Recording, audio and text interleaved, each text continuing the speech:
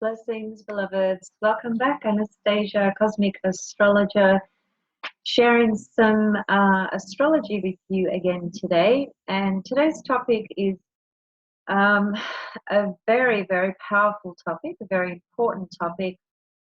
And it's basically the four angles of the birth chart. Why are they so important?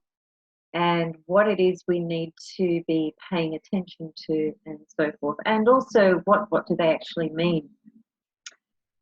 So there's a few things to cover, and I will try and show some couple of chart examples as well. But the first thing, I guess, that we need to address, which I always address through most videos, is that your time of birth, your time of birth needs to be accurate.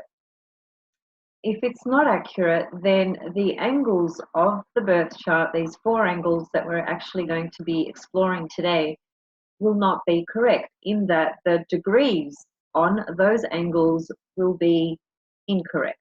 What does that mean? That means that, well, for a start, you don't have the right either zodiac sign or certainly right degree on those 4 points. And why is that important? It's important for a lot of different reasons, but specifically when we're talking about looking at what's happening in your life at the moment. Say we're wanting to look at, right now for you, 2018, or next year, or the following year, or we even want to backtrack, whatever the case. If we're assessing what's happening in your life, whether it's now, past, or future, we are assessing it according to time of birth being accurate, in that we're looking at the transits and the progressions and a number of other things in relation to what's happening in your life. So with regards to transits, for instance, we'll just keep it very simple and keep it at transits. Whilst they are simple, they're still incredibly powerful. When you have a planet crossing over one of those angles, it is a time of your life that will be activated very, very strongly, and certainly whatever planet is there, that's going to describe what is being activated, what it is that is activating in your life, depending on the angle. Now, when a transiting planet comes around and hits one of your angles, if your time of birth is wrong, then the timing of what we're looking at is not going to be right either. So say, for example, you had Pisces rising, okay? And Neptune at the moment is at about 16 degrees of Pisces, okay? So let's just say that your Pisces ascendant was sitting at 14 degrees of Pisces. And you're looking at your chart and you're seeing that Neptune has already crossed over that ascendant, because Neptune's at 16 and your ascendant is at 14. But let's just say that, so with that, that means Neptune's already passed your ascendant, right? So you've already had that transit. Neptune is now in your first house, and that's a whole other journey and experience. But that crossing over point is very, very crucial in timing and what it shows up, what it brings, what it triggers, and so forth. If your time of birth is wrong and your ascendant happens to be 16 of Pisces, which is where Neptune is at the moment, then you would realize that, well, the Neptune transit is actually happening now for you, as opposed to a couple of years ago. So this is a good way to kind of test for yourself as well with your own angles. If you've got angles that correlate with the planetary energies at the moment and the signs that they're in, you can test this for yourself and see, okay, say you've got Taurus rising, and say that you've got 2 degrees of Taurus rising, well, Uranus would be right on your ascendant now, and that will be a very important transit, a very important transition in the world of how you experience yourself in your environment, and also how you're experiencing relationships. And if you're not feeling or sensing any of that, then it is likely that your time of birth is incorrect. So time of birth is absolutely crucial, and it takes a lot of work to rectify a chart, but it is something that I do, and it takes me a long time, which is why it takes me a while to prepare for a person's chart reading. A lot of people as I've said before, I'm not aware what goes on behind the scenes. You know, when you approach me, I will ask you for specific information which enables me to rectify your time of birth. That process unto itself is quite lengthy, and it's quite tedious because it's a lot of maths and calculations and so forth. But that's just one component. You know, what your chart needs to be rectified. Once it's rectified, then I need to go through various other processes. So this is the reason why it takes me so long to prepare one chart reading for a person. Okay, there's a lot that goes into it. But that aside, just for your own reference and purpose, it is really, really important that you have the right time of birth, because when you do, you will have the timing lining up precisely where it needs to be lining up, showing you what's going on in your life at any given moment, past, present, and future. So that's that. Time of birth needs to be accurate. Now, the 4 angles of the birth chart are, quite apart from everything I just said, they are the points that are the points of exactness with regards to your time of birth, specifically the ascendant. And I've said this before when I've talked about the ascendant as it representing from an esoteric level, it represents the soul. So the ascendant, which is the first house, which is the left-hand side of the birth chart, the eastern point of the birth chart, that point there is the soul incarnating into the physicality. So that ascendant sign is your soul. It's your soul coming into this physicality and physical experience, this earth plane. So the ascendant point describes, or the ascendant sign describes how you start things in life, generally, overall, throughout your entire life. How is it that you actually begin something in your life? The ascendant sign is going to color and shape and describe that experience or those experiences in your life. If you're a water sign ascendant, you know, there's going to be more caution there with regards to how one starts things in life, because water signs generally reflect, take a step back, you know, they kind of suss things out, they feel their way through things, and then they'll make a decision. You know, if you're a fire rising sign, totally opposite.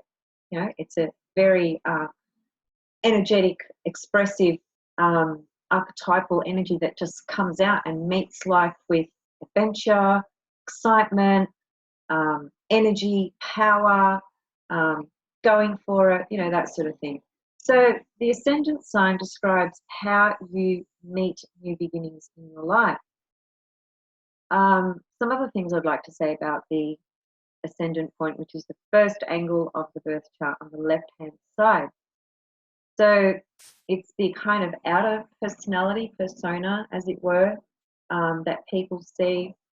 It's your temperament that people will see. So naturally, any planets in that first house are going to colour and shape what appears about you to others. It's what others see from you immediately. So if you have Pluto on the ascendant, people are going to see Pluto. And Pluto is a very intense force and energy, and it can be very threatening to people. You know, if you've got Pluto on the ascendant, it kind of makes people feel that you can see right through them. You penetrate beneath the surface of all the masks and so forth. So it's a very powerful, intense energy. If you have Venus there, then people see Venus. That's what they feel from you, which is a really soft, magnetic, kind of attractive principle energy that you have that draws people into you. And so on and so forth. So every planet conjunct the ascendant or in the first house describes something very specific about your persona and what others immediately see and feel and experience when they're in your presence. It's what we most immediately and obviously project onto others as well. So that energy on the first house, on the ascendant, it's kind of like we embody that archetypal energy, and we project it onto our environment and those around us.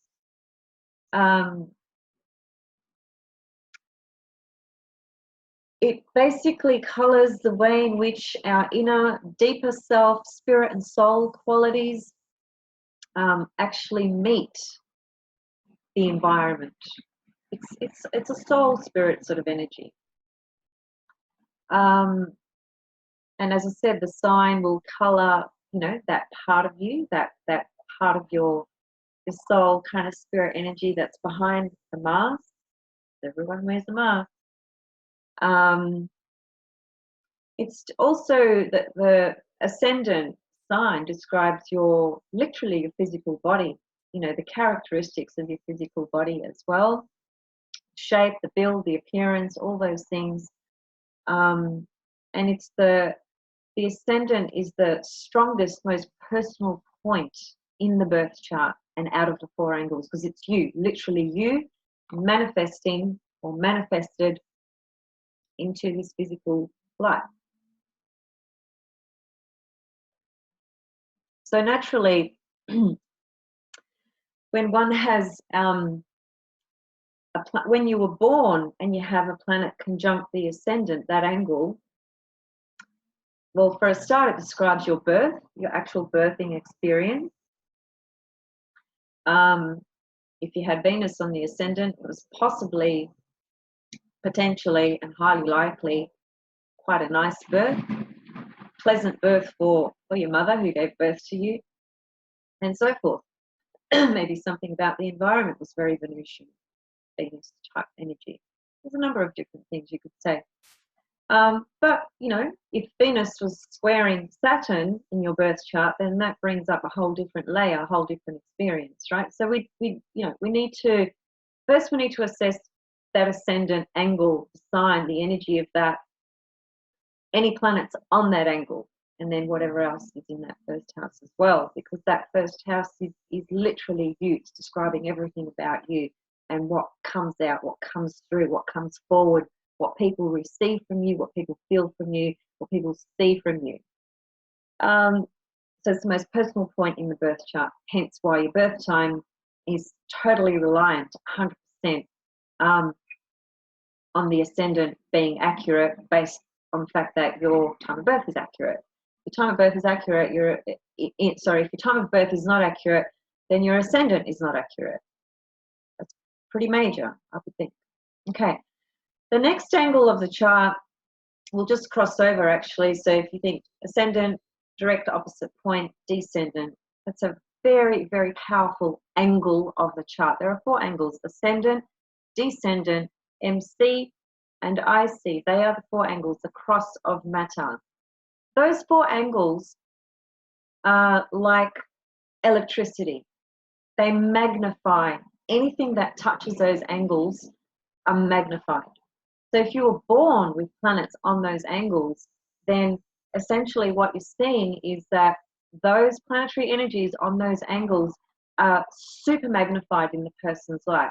Now, if it's the ascendant, it says something about the overall persona of the individual, and everybody's going to see it because it's what you put out.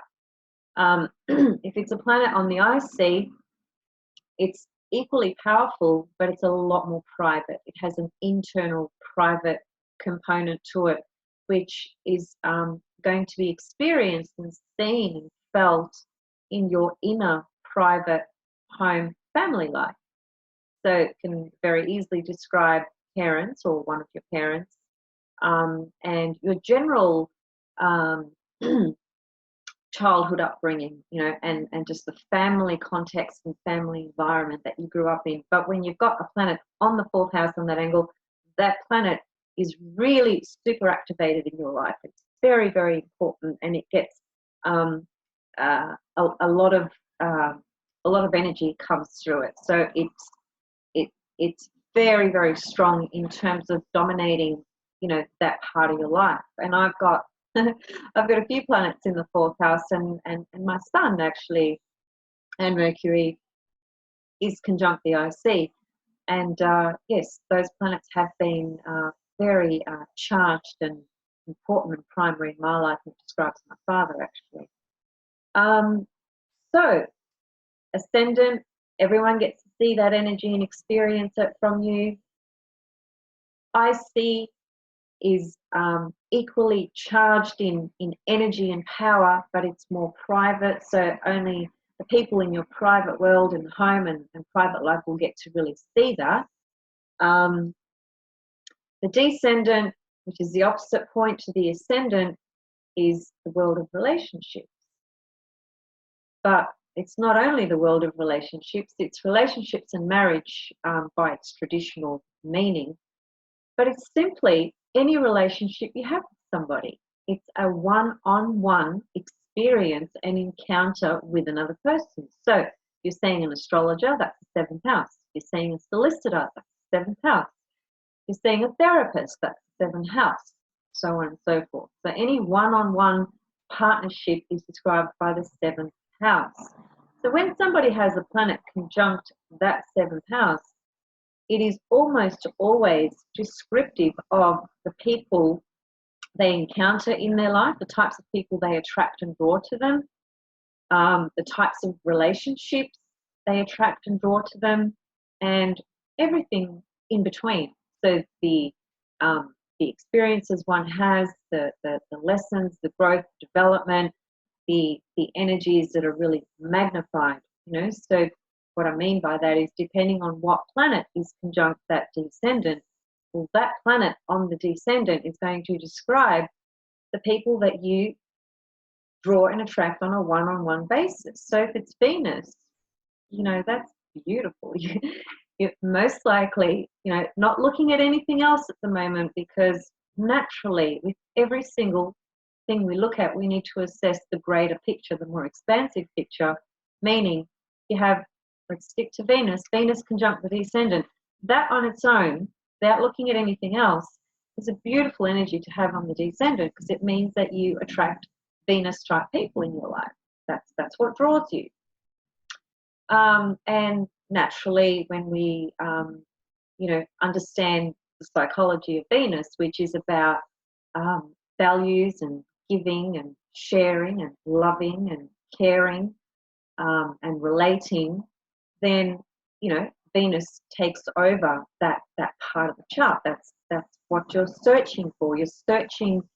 Let me actually just say this: the ascendant is what we project out there about ourselves, and the descendant is what we look for in others.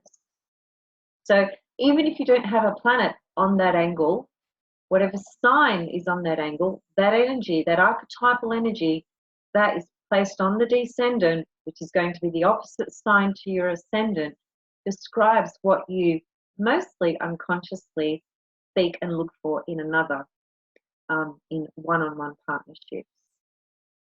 So having planets on the descendant, conjunct the descendant, or in the 7th house are planets that are highly plugged in, tuned in, magnified, for better or for worse. Now, why do I say for better or for worse? Because I use the example of Venus, which is a really beautiful, soft, pleasant energy, doesn't, by its very own nature, doesn't present difficult experiences, let's say, just to keep it quite simple. Now, put Saturn in the 7th house or Mars in the 7th house, totally different energy, totally different experience. The point being, though, that any one of those planets, whether it's Mars, Venus, Saturn, Jupiter, Neptune, doesn't matter which planet it is, whatever planet is there conjunct the descendant, it is magnified for better or for worse. So if it's Venus, for better, hopefully.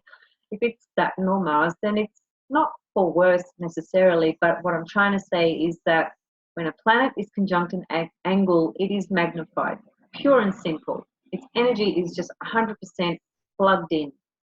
So if it is Saturn on the angle, that's a difficult energy, you know, but it's still magnified, it's still plugged in, tuned in, you know, for better or for worse, it's there and it's activated and it is important and it plays out big time in the person's life in the world of one-on-one partnerships, intimate relationships and marriage. So the qualities, characteristics in ourselves that we are often not readily in touch with and therefore perceive them only in the other person, that's the 7th house. Often the things in another person that evokes a strong response from us, whether good or bad, pleasant or unpleasant, comfortable or uncomfortable. That's the seventh house. So it is our own unconscious energy that's projected onto the other. But as I said, a planet on an angle, it's like it's just been plugged in, it's 100% charged, and it's totally activated. And it's a very, very dominating force of the person's life. So, an example, if you're looking at a person's birth chart and their planets are fairly well kind of spread out through the chart, but there's no planets on any angles except, let's just say, the descendant. There's even one planet there, or two planets, or three planets, all conjunct the descendant. That area of life is demanding a lot of attention. It's got loads of energy. It's plugged in, tuned in, and it requires attention. And it's going to get it through the form of one-on-one partnerships, relationships, and so forth. The midheaven is the 10th house, the top part of the chart, the highest, most elevated part of the chart, maximum point where the sun is at noon. Okay, so the ascendant is sunrise, the IC is midnight, the descendant is sundown, and the MC is the middle of the day, so literally 12 p.m. when the sun is right above you at its most heightened point, the zenith point as they call it. That's how you can identify the sun as it travels around the chart. So if somebody was born with the sun on the ascendant, then they are born anywhere from 5:30 a.m. to 6:30 a.m. let's say, because I give that wide range because it depends on which part of the planet you were born and whether it was summer and whether it was winter and different seasons and so forth, because that naturally changes when the sun rises and sets based on summer, winter, etc. But when you look at a chart, you see the sun on the ascendant, you know that that person was born in the morning, very early in the morning, and so forth. Going back to the midheaven, it's the point of maximum externalization of yourself in the outer world. How you are received and seen out there socially, publicly, what you create out there, the structure and form that you give to who you are and your life out there, your direction in life, connected to your purpose as well, your ultimate sort of purpose of being. The strong point of the ego, sense of being fully out there objectively and finding your way, finding your way in your path, identifying your path. So whatever sign is on the midheaven, that's going to color and shape the style that you feel most resonance with, relating to what career paths you might be attracted to, what fields, how you approach it, what you feel about it, what you think about it, how you create it, and so forth.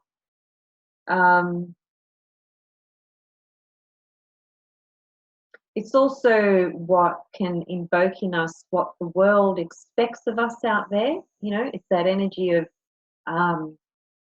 when you put yourself out there, there's a feeling of, well, what am I putting out there about myself, and what are the consequences of that? What are the expectations of that? It's a complete externalization of yourself in relation to the world out there. A very, very powerful point. Now, the 4th house and the 10th house, which is the IC and MC, that axis there is also called the parental axis, for those who may or may not know, which basically means that planets in the 10th and the 4th house are often descriptive of our parents, Now, usually the father is the 4th house and the mother is the 10th house, but that can alternate, that can swap. It just depends on the individual and what planetary energies are in those houses that relate to that person's story and life and experience. So you just need to keep an open mind rather than just assuming that the 10th house is 100% mother, 4th house 100% father. It usually is, but it can, at times, it can be the other way around for different reasons.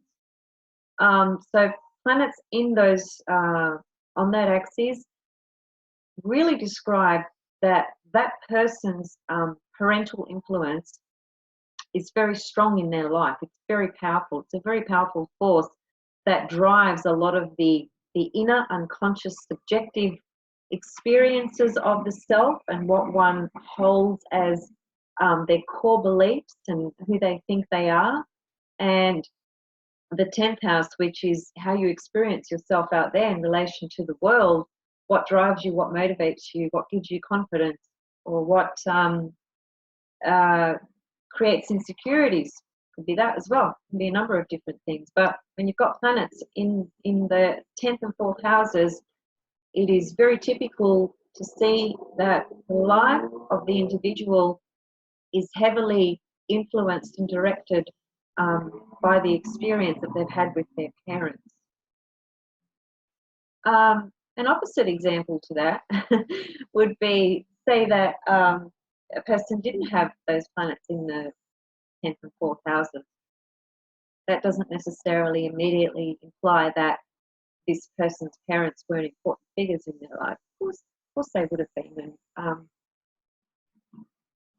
quite often, most people's parents are important figures or influential figures in some kind of way. And sometimes that can be good and sometimes that can be challenging to use very simple terms. So say, just to finish on that example, if you had a lot of planets in the 1st house, and let's just expand on that a bit more and say you had a lot of planets in that, what we call the 1st quadrant, which is from the ascendant to the 4th house, to the IC, those first 3 houses, house 1, house 2, house 3. Those 3 houses, when somebody has a whole bunch of planets in there, that's very indicative of an individual that is just living their own life, put it very simply, doing their own thing, directing their own life, making their own decisions, not really fussed or fazed about what other people's views or perspectives are on them and their life. They're very self-directed people. So if someone's got that kind of signature theme, then it's likely that the parents are not so dominating in their life, is what I was trying to establish with regards to an opposite example of what I just described. If a person has strong points, planets on the 10th and 4th house axes.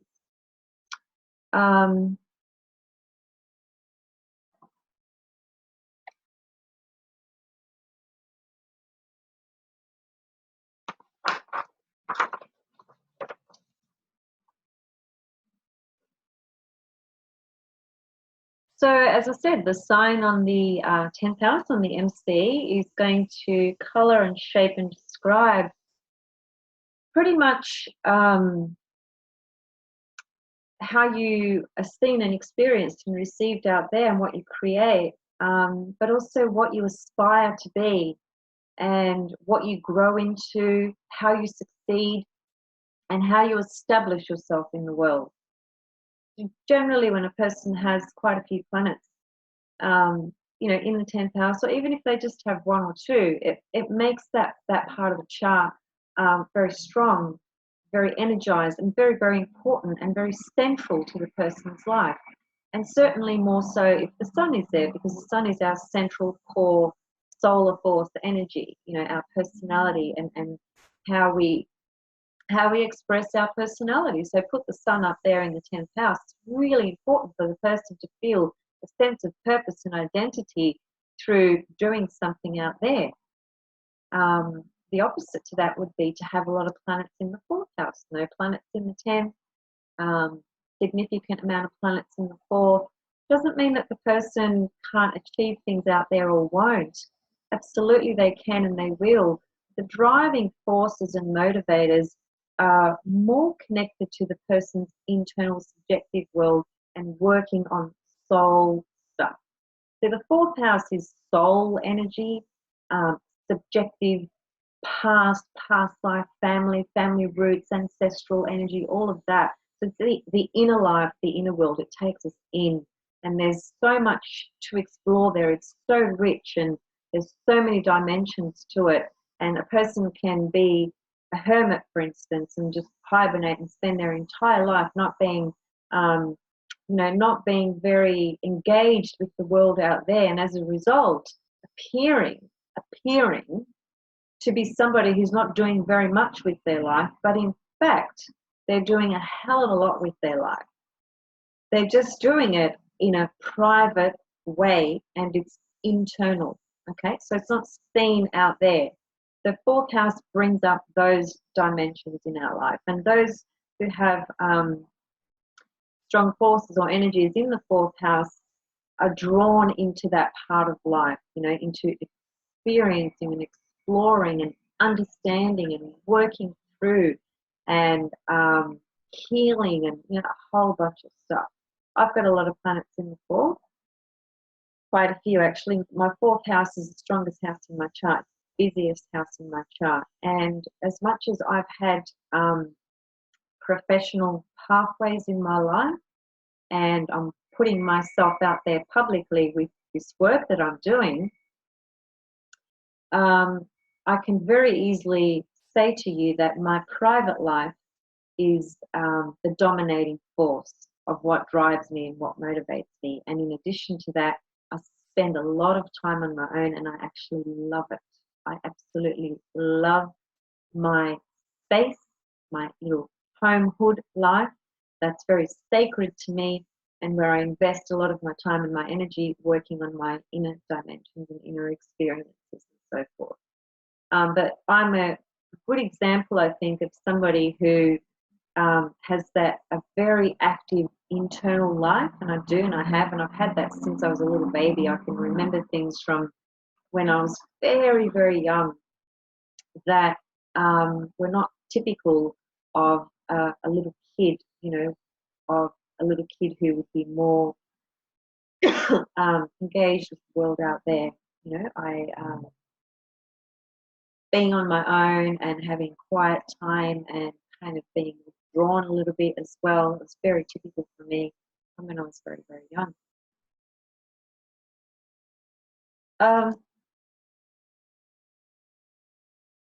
Just a few more points on the IC, and I'm kind of going back now, but that's okay. I'll probably jump around a fair bit. Still got much more to say.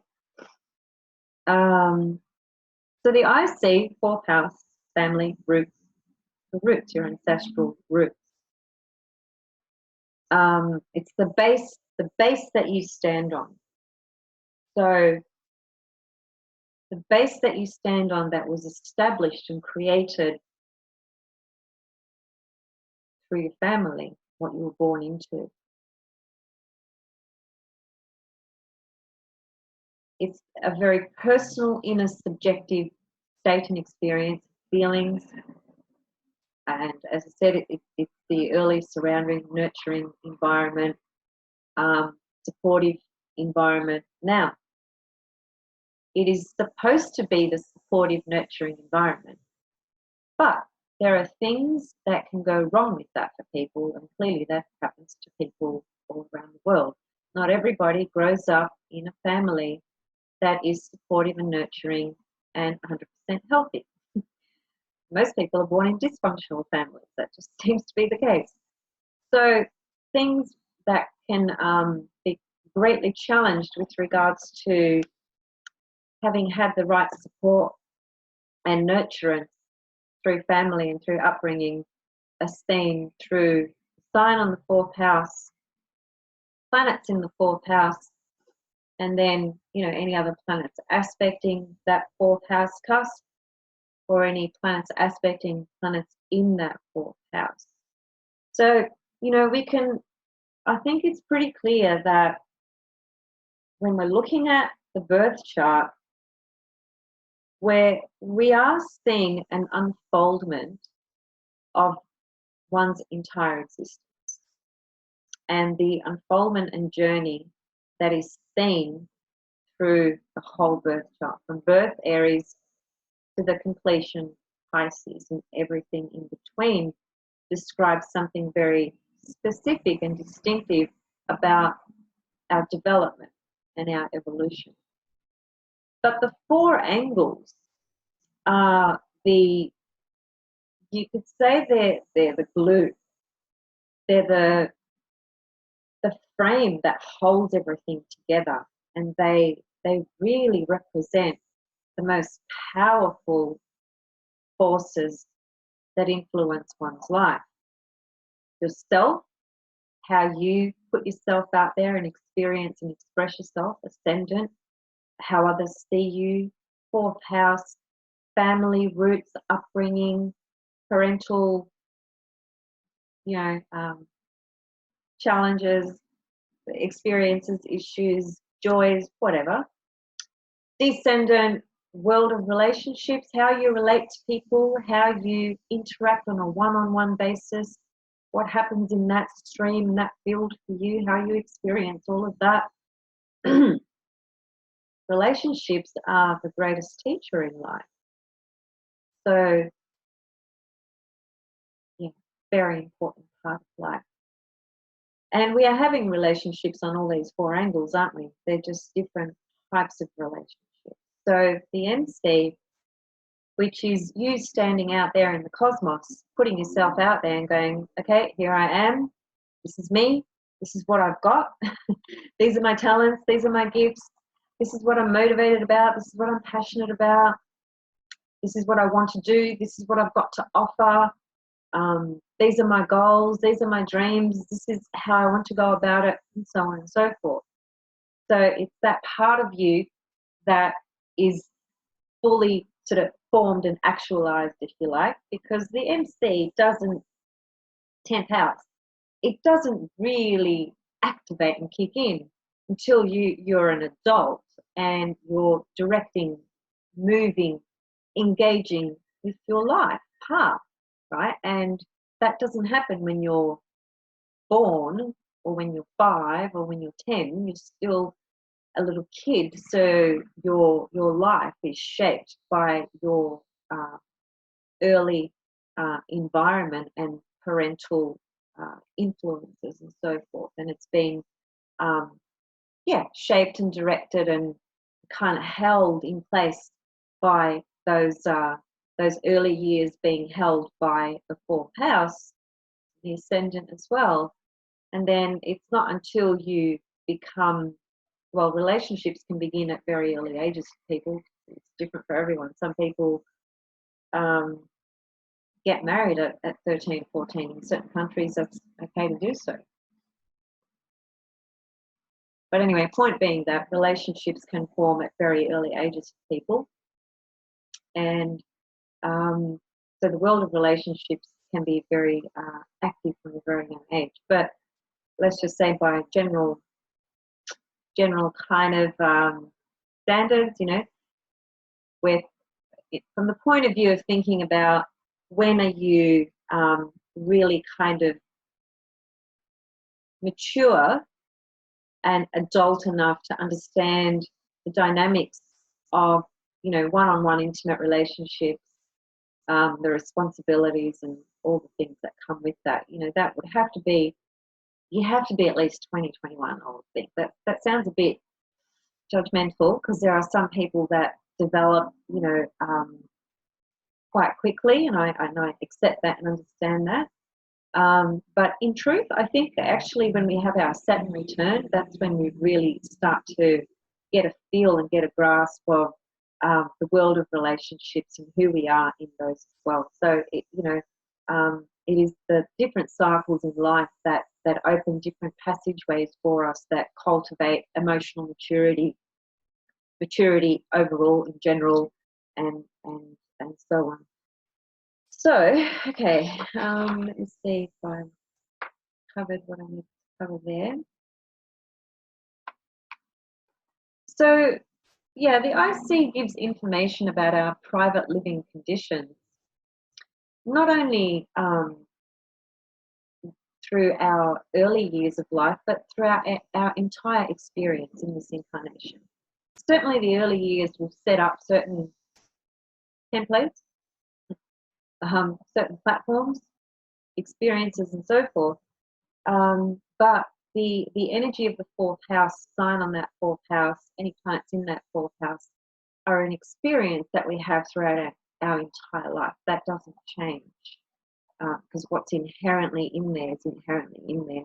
And family life, whilst it begins being born into a particular family and experiencing that family environment, we eventually and inevitably, in most cases, grow into adulthood where we create our own family, our own home life, and so forth. That's why the fourth house energy carries through our entire existence or life experience this time around. It's also the conditions that we can attract into living situations. So planetary energies in the fourth house are what we attract in our home environment. So when we're an adult and we're creating our own home life, whatever energies are in that fourth house, they're the energies that are dominating our home life. That's what's being activated and what we're attracting in. The inherited past we experience through family life and ancestors and so forth as well, which I said already. So I've kind of covered, I guess you could say, the four angles and the meaning of, the first house, fourth house, seventh house, and 10th house in a fairly succinct way, I hope. And, there's much more to it. There are many more layers, but this is the ground foundation of what you need to help you understand very specifically what each of those angles means and what it brings up.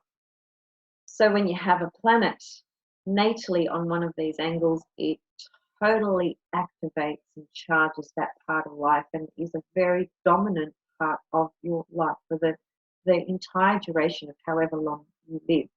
When you have transiting planets hitting those points, then those points, those angles, what they represent, activate that part of life for you during that time. So that could be for 18 months, that could be for 12 months, it could be for 2 years. It's generally somewhere within there when we are talking about the outer planets, Uranus, Neptune, and Pluto. The inner planets move much faster, so they describe different cycles that move much faster.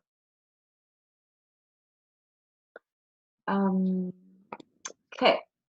The other thing that I wanted to point to as well today was, now we're talking about the angular houses, which is 1, 4, 7, and 10, which creates the cross of matter. That's what creates that little birth chart that you're looking at. And the houses are broken up into angular houses, succedent houses, and cadent houses. So what we've looked at today is the 4 angular houses, okay? 1, 4, 7, and 10. 4 angular houses, they are called. The angular houses are traditionally known to be the most powerful houses in the birth chart. So generally speaking, when a person has planets in those houses, it is not unusual for that person to become successful in life in whatever way that success shows up or reveals or describes, because success means different things to different people. But leaving that subject aside, because that's another subject, just generally speaking, when a person has planets in the first, fourth, seventh, and 10th, it is very typical that they usually can experience quite a bit of success because they are the most potent, energized, strongest points of the birth chart. Angular houses, remember that. The succedent and cadent houses are powerful in their own right, just in a very different way. And if you if you go to traditional ancient astrology, the cadent houses are viewed in a very in a way where they are described as quite weak. They don't have that same force behind them to help them kind of actualize and activate that energy out there in terms of conventional success, I'll put it like that. But, you know, and the cadent houses are 3, 6, 9, and 12. Now, out of those 4 houses, it is house 6 and house 12 that are the most difficult houses by far. And in traditional astrology, that is also the case. 6 and 12 can present a lot of issues and problems in a person's life, okay, for a number of different reasons. But I'll leave that alone for now, and perhaps do another video on succedent and cadent houses, just to give an overview of how those houses are expressed and how they play out, what they mean, and so forth. The other thing that I would like you guys to consider as well is the whole concept of essential dignities, right? Essential dignities is an evaluation system that evaluates the planets in the signs. So I'll show you a little picture of this so you can start to get a sense of it if you already haven't seen this.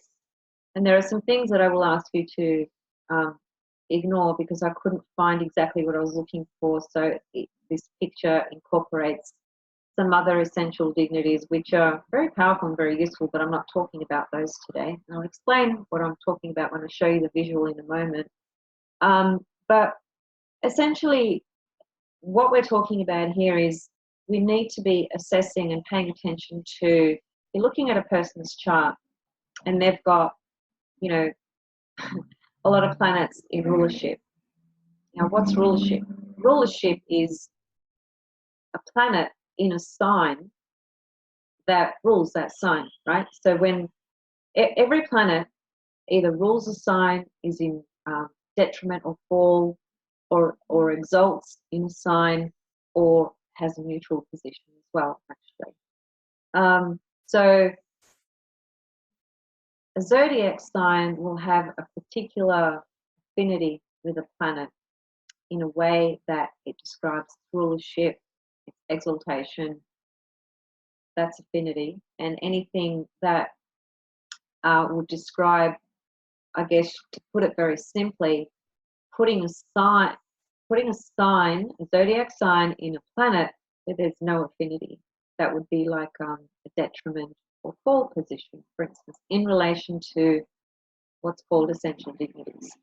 Very important to pay attention to, because if you're doing a reading or if you're looking at your own chart or studying charts and you notice that a person has several planets in detriment or fall, that's a pretty big clue to letting you know how these planetary energies are playing out in this person's life. Now, when a planet is in rulership, for example, Jupiter rules Sag and Pisces by traditional rulership. If we want to add the transpersonal planets, Uranus, Neptune, and Pluto, then we would say, well, Neptune rules Pisces. But in terms of traditional rulership, Jupiter rules Sag and Pisces, right?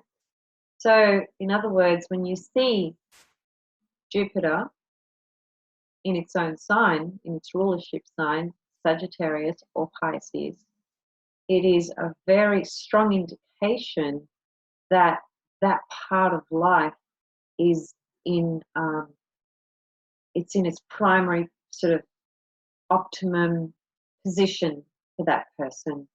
So it describes that that part of life for that individual works very well. It's one of the strongest parts of their life, you could say. So when a planet is in rulership, it's like, to use an analogy, It's like the king. Think about a king or a queen.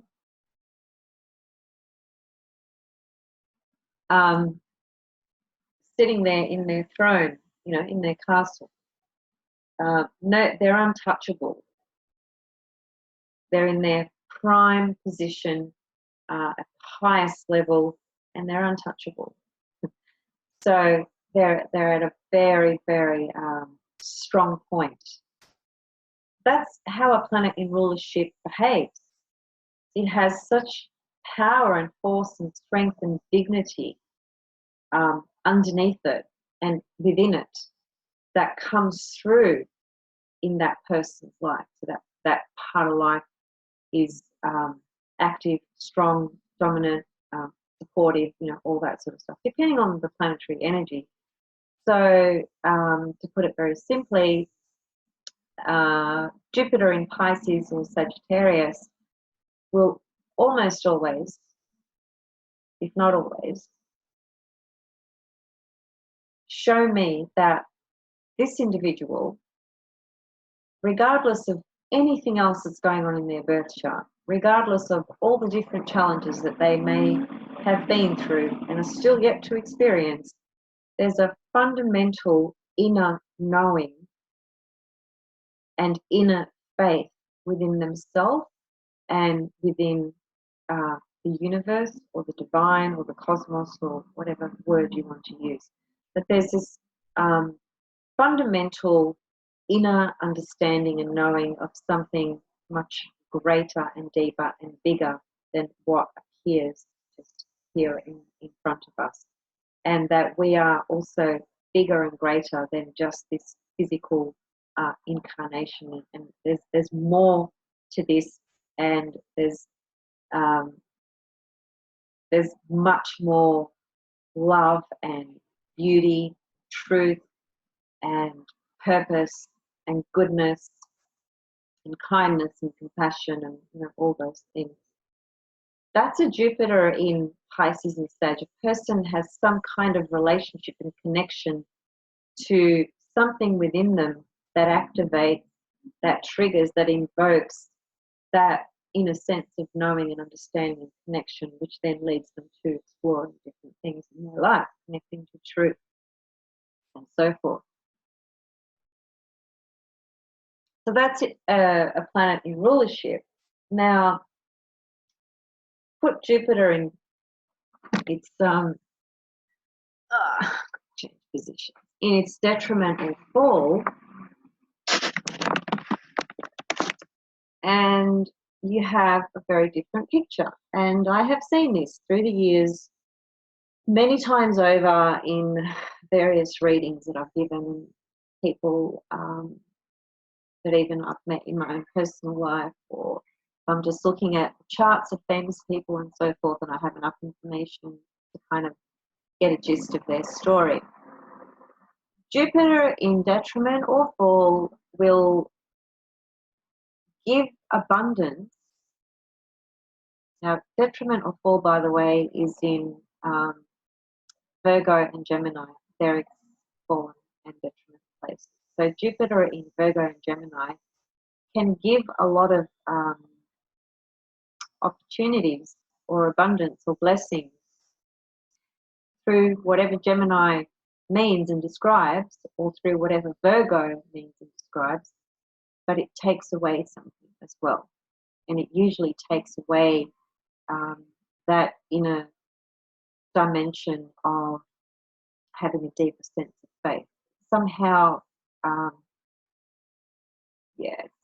kind of robs the person of that inner knowing, because all the energy of Jupiter, because Jupiter is not a planet by its very nature that produces challenges or problems or limitations. It's the opposite to that. It's blessings, abundance, opportunities, expansion, growth, development, gifts, all that. So what's it going to do when it's in its detrimental fall? It's going to give as much as it can to Gemini or to Virgo, but at the cost of this greater sense of inner knowing and truth and divine kind of connection. So it takes something away on that level. really important to always assess where Jupiter is in a person's chart. It's going to tell you a lot about, you know, their inner sense of faith, essentially, and uh, a greater sense of faith of the greater plan, if you like, the greater, bigger picture meaning to their life, and whether they have a connection with that or not. So a planet in rulership acts like the king, you know, with his throne in his castle, unchallenged, unbeaten, prime position to be in. So planets in rulership are very strong then, aren't they? Now, planets in exaltation are interesting because they are very, very strong and can produce a lot. You know, they are, you could say they are almost as powerful as rulership, but almost, not quite there, but almost. But they, the power of a planet in exaltation is not, it's not like a rulership where it's just inherently, naturally already there and just kind of given. It's the exaltation may experience power, a position of power, that planetary energy having some kind of power in your life through conflict or struggle of some sort. So that theme might come up through that planet at different times in life. So if Mars was in exaltation for you, right? Now, Mars is exalted in the sign of Capricorn. Okay, so if you've got Mars in Capricorn, you've got a very strong Capricorn, very strong Mars, rather. Now, even though it's exalted and it's a very strong position, and it is Mars, so Mars is naturally radiating conflict. That's his signature. So that Mars in Capricorn will produce a lot of things for you, but it, you know, it's a bit I don't know if unstable is the right word. It's a bit cautious.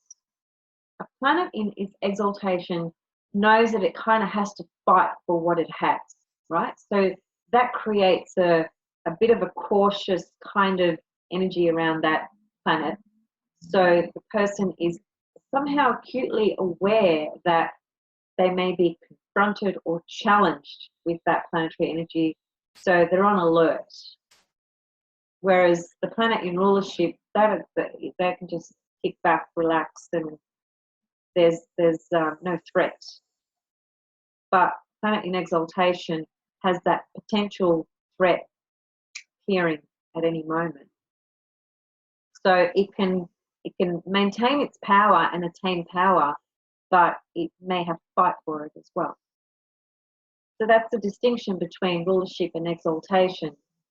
Now, planets in detriment or fall, I really want to talk about this. This is really important to understand. By, I suppose, mainstream kind of reading, you know, you might come across reading where it says planets in detriment or fall a week, or they, you know, they don't exude that much power, and so on and so forth. And to some extent, that's actually very true. But on the other hand, a planet in detriment or fall, and this is according to Bernadette Brady. Now, I studied medieval astrology with her many, many years ago, so a lot of this work comes from traditional astrology, also known as medieval astrology. And she says in one of her books, which upon reflecting on this throughout many, many years, because I studied medieval astrology with her back in, when was it? 1998. That's quite a long time ago. But I've still got the work that I did when I studied with her, and I often refer to the textbook that she actually put together herself for that particular course. It's really good. It's just got some really brilliant things to just quickly go to with regards to essential dignities and Oh, just a whole bunch of stuff. Anyway, I don't want to lose track of where I'm at, so just keeping it on track. She made a really interesting comment about detrimental fall, and has said that when a planet is in detrimental fall, it does lose something. There's no question about that. But on the other hand, the way it can kind of be fully expressed, if you like, or fully activated to its best level, given it's in detrimental fall, which means it's losing something, it has to find a way to be expressed in a different or unusual kind of manner. So it can't be, it won't work through a conventional expression, if you like. It's something that stands outside the norm, that is different from the status quo. So a planet in detrimental fall, as long as it finds a channel or a pathway where it can express that difference, it's likely to actualize in a much more healthier or productive manner, another way you could put it. It's a very important point to note, because otherwise, if you're not receptive to that, then you're left kind of thinking that planets in detrimental fall don't work. They can't produce things. When in fact they can, but they do struggle and they do lose something as well. So there is some kind of loss experience. Robert Zola, who did a lot of work on medieval traditional astrology, says that when a planet is in detriment or fall, it can do three things.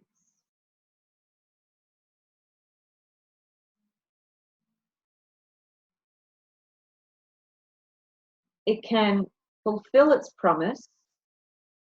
It can seem to fulfill its promise, but then destroy what it has given, or it can block and not give anything. So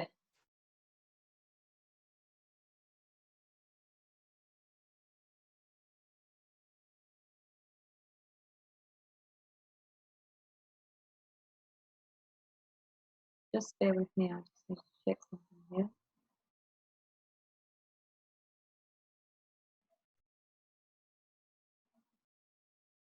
Yeah, this is a really good point.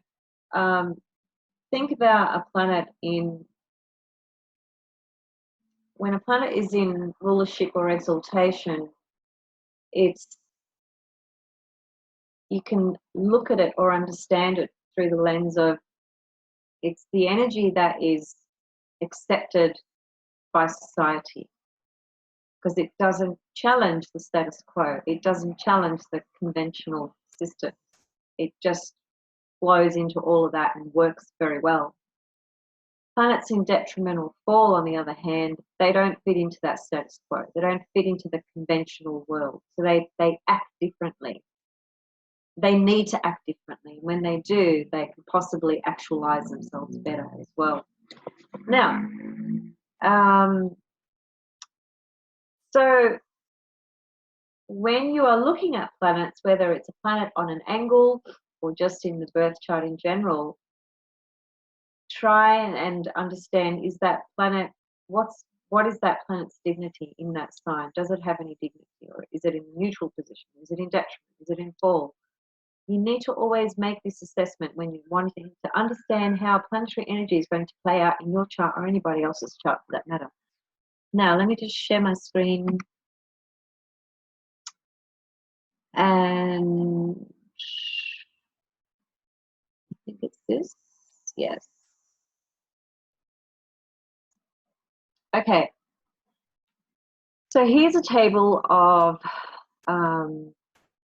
essential dignities and debilities according to Dorotheus. Dorotheus was a particular author in a particular time that had set very specific,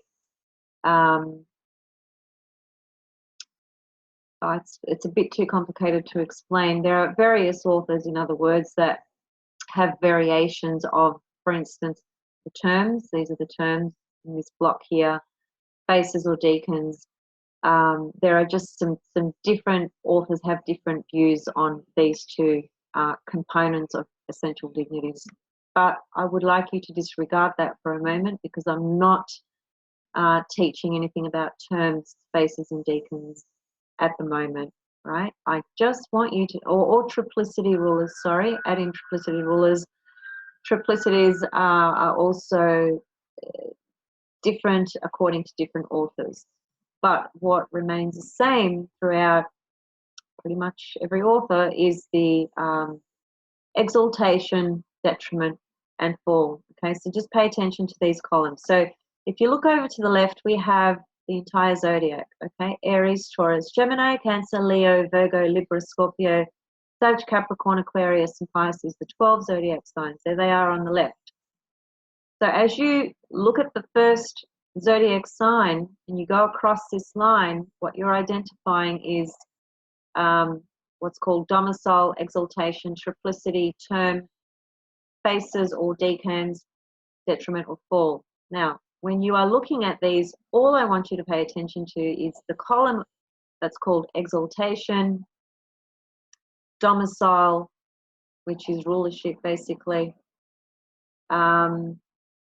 detriment or fall. So the first two columns and the last two columns, it's all you need to pay attention to for the purposes of what we are discussing here today. So this is great for you you can just find this online, by the way. If you just type in essential dignities, you'll come across this exact same picture somewhere on Google. It's not hard to find if you don't already have it.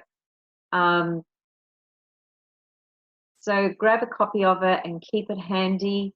If you are not aware of this system of essential dignities, which is basically the evaluation of every planet except the transpersonal planets, Uranus, Neptune, and Pluto, because they too play into this, but I'll leave that for another time. For the time being, we're just looking at the 12 zodiac signs and the traditional planets, Sun right through to Saturn. Okay. So Aries is ruled by Mars, is exalted in the Sun. So when the Sun is in Aries, it's an exalted position. Mars rules Aries. When Aries is found in Venus, it is in detriment. When Aries is found in Saturn, it is in fall. So that's how you read it. Going to the next one, Taurus. Taurus is ruled by Venus. Just think of domicile as rulership, same word, more or less. Venus rules Taurus. Taurus is exalted in the moon. That's a beautiful moon. Anyone who has moon in Taurus is pretty lucky. It's a very nice place to have the moon. Taurus is in detriment when it's found in Mars. So when Mars is in Taurus, it's in detriment. There is no fall position for Taurus. Gemini. Gemini is ruled by Mercury. As most of you know, there is no exaltation. It is in detriment when it is in Jupiter, when Jupiter is in Gemini. Okay, so I won't go through all of them because you can do this yourself, but where you see a dash, clearly it's indicating that there is no exaltation, for example, here, or there is no fall placement, for example, according to the sign and planet it rules and so forth. So that's what you do. You look at the signs and where they are in rulership, where they are in exaltation, where they are in detriment, and where they are in fall. You need to learn this. You need to know this off the top of your head without even going to this. But to start with, this is what you need as a reference point to help you. So that's that. Now, let's see. There's something that I wanted to... Just very quickly, looking at Prince's chart. Prince is in the Stinger. And the only thing that I really want to unpack here today, just very quickly, just as a way of demonstration of planets being very powerful on an angle, is Pluto on Prince's midheaven. So 29 degrees of Leo is Prince's midheaven, and as you can see, the planet Pluto is right on there at 29 degrees of Leo. It's almost exact, just a few minutes off. This is a really powerful Pluto for a number of different reasons, but from the point of view of understanding it through what we've discussed so far, think about what I said about the 10th house. You know, it's, well, the 10th house and the 4th house is the parental axes. It's down here, this is Prince's inner private world and private life, and he had moon in Pisces, which made him an incredibly sensitive, private soul. He also had Scorpio rising, which added to that, and he also had Sun in the 8th house, which added to that. But nevertheless, moon in Pisces in the 4th, very sensitive moon, very private.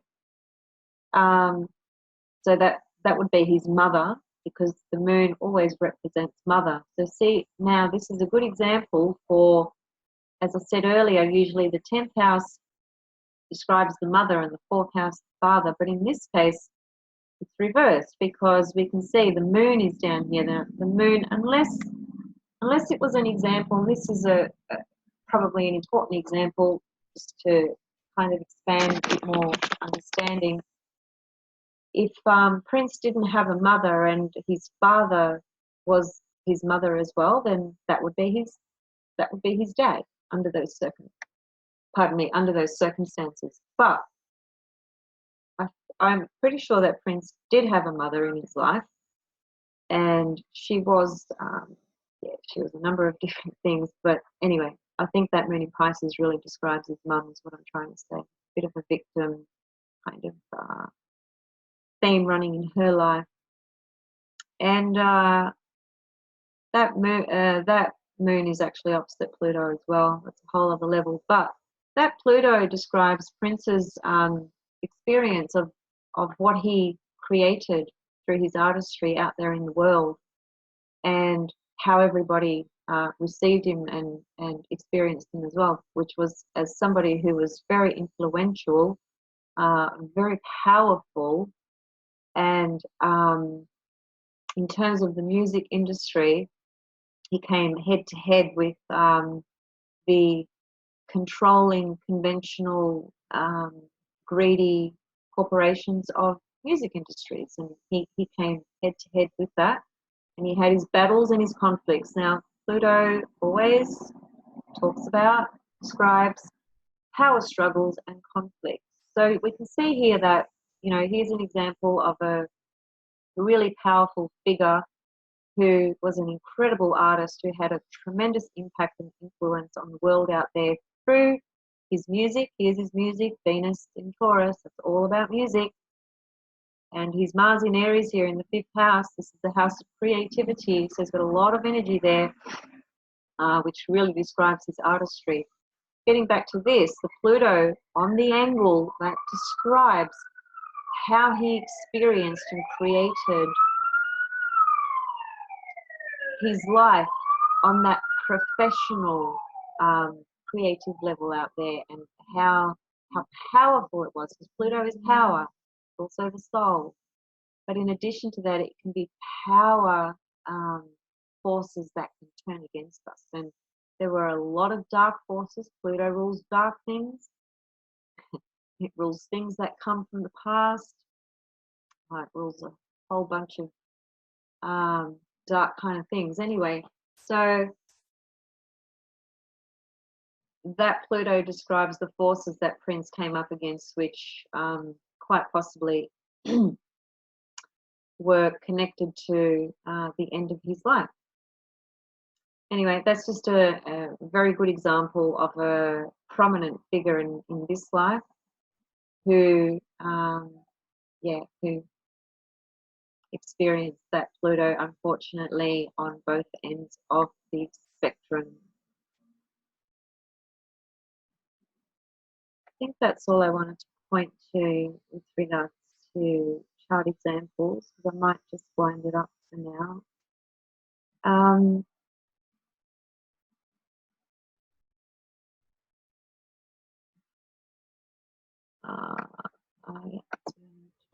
Okay. By the way, the one thing I just forgot to mention, the fourth house, the IC, well, go back to the ascendant. I might have said this before.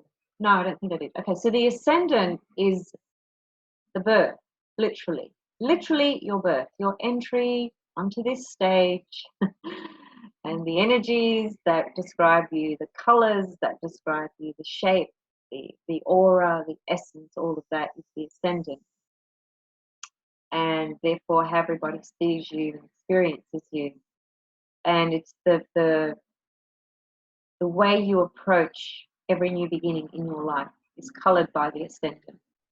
The IC, which is the fourth house, describes all the things that I said already, so I'm not going to repeat them, but one thing that I forgot to tell you, which comes from, this doesn't necessarily come from mainstream fourth house interpretation, so that's why I'm putting this out there for you guys.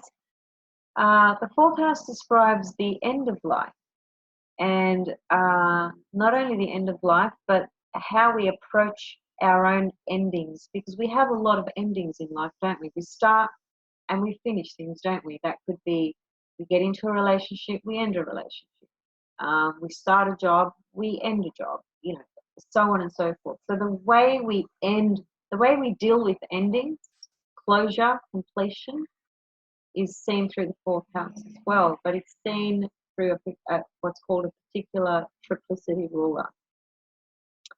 For those of you that are perhaps more into the essential dignities and are aware of triplicity rulers, it's the third triplicity ruler. Hang on.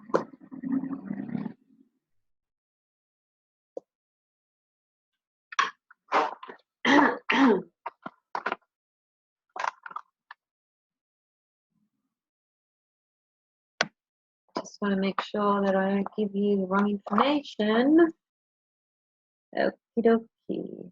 So, yeah. So every house has 3 triplicity rulers. These are the triplicity rulers that I use. Yeah, you can see them. Perhaps I'll do another video explaining what these are, because these are very, very useful for a number of different things. But with regards to the fourth house and ending things, it is the third triplicity ruler of your fourth house that will describe how you end things in life. So, for example, let's just say that you had Aries in your fourth house, the sign Aries. And let's just say that you were born during the day, because day birth, night birth plays a big, big role in medieval astrology or traditional astrology, okay? So let's just say that you had Aries on your IC and you're born during the day, then you would go to this top line here where you can see fire, it says fire. Now Aries is a fire sign. You were born during the day, so you would go to diurnal, right? So you would start there. So you would say, okay, if the third triplicity ruler belongs to the endings of life, and I was born during the day and I have a fire sign on my IC, so I go 1, 2, 3. That means that Saturn rules how you deal with the end of life and endings of life. Pretty interesting little system to check out. I might actually, yeah, I might just do a video on the triplicity rulers and just how they connect to the houses on the 3 different levels and layers, which would be working from Bernadette Brady's work, but I will certainly give all the credit to her when I do some of this work and offer it to you guys. Just be an introduction anyway, because, you know, this this was an introduction, and it was a 2-year course, and it was an introduction. So you can imagine, you know, I'm going to just kind of compact things and just give a few tips, right? Okay, I think I'll leave it there for today, guys. Thanks so much for watching and tuning in, and for subscribing, and for your comments and compliments and questions. And yeah, just for your appreciation. And thinking if I left anything out. No, I don't think I have. So I'll leave it there. And thanks so much for watching. Please leave your comments and questions below. And please feel free to email me directly for a reading or any questions you have, and so forth. Many blessings. Take care. Lots of love. See you soon. Bye.